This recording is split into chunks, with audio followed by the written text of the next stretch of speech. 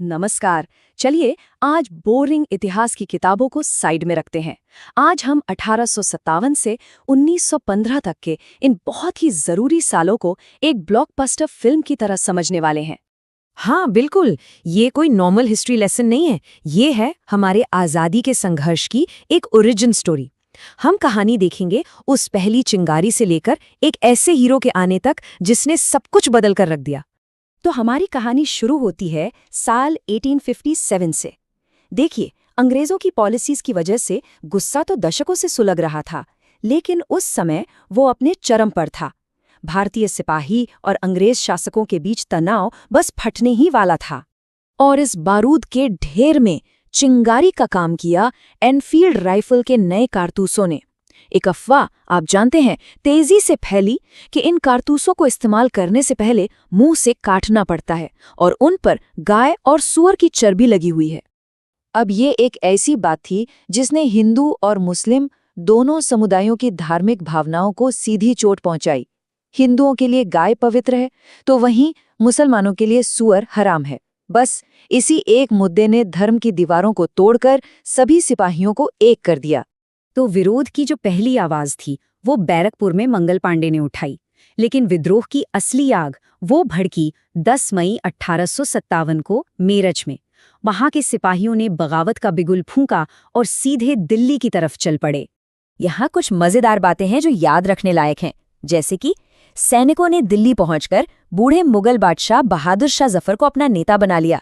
और जानते हैं, गांव में संदेश फैलाने के लिए कमल और रोटी जैसे सिंबल्स का इस्तेमाल किया गया।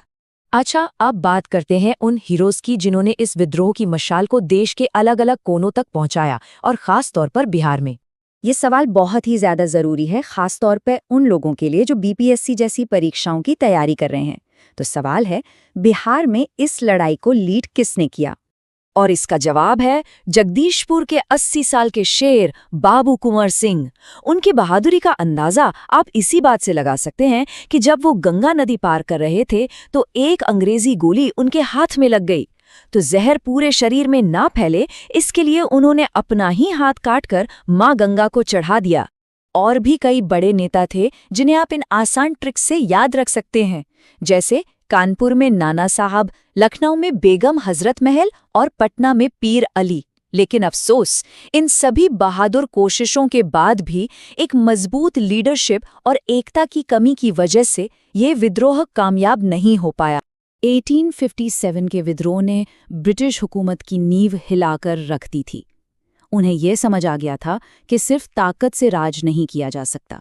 उन्हें भविष्य में ऐसे किसी विद्रोह को रोकने के लिए एक नई, ज्यादा चालाक स्ट्रैटेजी अपनानी होगी। और यहीं पर सामने आती है सेफ्टी वॉल्व थ्योरी। इसका मतलब था कि एक ऐसा प्लेटफॉर्म बनाया जाए जहां पढ़े लिखे भारतीय अपनी भड़ास निकाल सकें ताकि उनका गुस्सा एक और विद्रोह के रूप में न फटे। बिल्कुल वैसे ही जैसे एक प्रेशर कुकर का सेफ्टी वॉल्व एक्स्ट्रा भाप बाहर निकाल देता। और इसी सेफ्टी वॉल्व वाली सोच ने 1885 में इंडियन नेशनल कांग्रेस को जन्म दिया। और मजे की बात यह है कि इसके संस्थापक एक रिटायर्ड ब्रिटिश ऑफिसर थे, A.O. ह्यूम। इसकी पहली मीटिंग बॉम्बे में हुई और इसके पहले अध्यक्ष थे W.C. बैनर्जी। चलिए अब कहानी को थोड़ा आगे ले चलते हैं, 20वीं सदी की शुरुआत में, जहां अंग्रेजों ने अपनी बांटो और राज करो की नीति को और भी खतरनाक तरीके से इस्तेमाल करना शुरू कर दिया। और इस कहानी का विलन बनकर उभरा लॉर्ड कर्जन। उसने राष्ट्रवाद का गढ़ बन चुके बंगाल में हिंदू मुस्लिम एकता को तोड़ने के लिए 1905 में बंगाल का बंटवारा कर दिया। इसे याद रखने की एक सिंपल सी ट्रिक है, कर्जन ने भारत पर कर्ज ऑन यानी एक श्राप लगा दिया। इस बंटवारे के खिलाफ पूरा देश एक साथ खड़ा हो गया और रविंद्रनाथ टैगोर ने एकता दिखाने के लिए सभी से एक दूसरे को राखी बांधने की अपील की।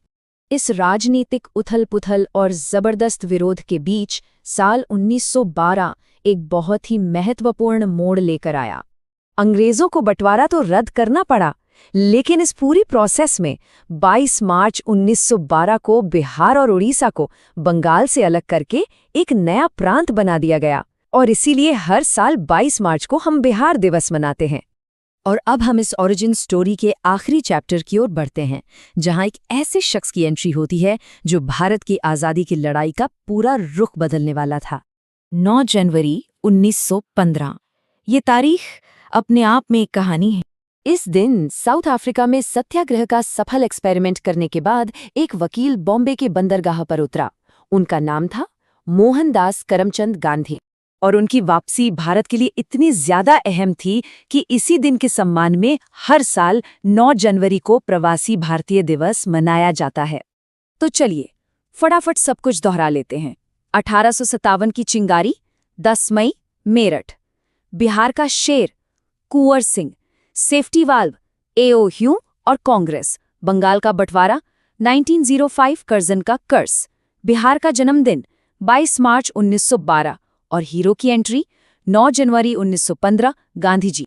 तो हीरो का आगमन हो चुका है, लेकिन असली लड़ाई अभी बाकी है।